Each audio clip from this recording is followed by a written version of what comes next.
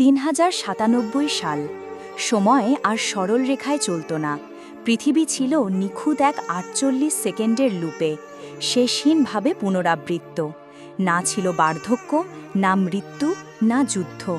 একটি থেমে যাওয়া সিনেমার মতো পৃথিবী একটি নিখুঁত মুহূর্তে আটকে ছিল, বারবার চলতে থাকা এক স্থির দৃশ্য।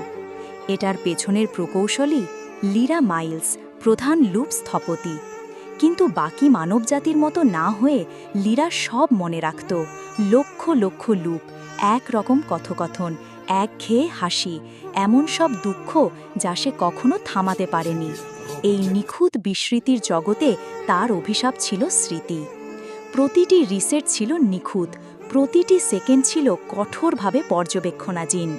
যতক্ষণ না এক লুপে সে একটি গ্লিচ ঢুকিয়ে দিল। আকাশে এক ঝলক, একটি কুকুর কিছুই না দেখে ঘেউ ঘেউ করল।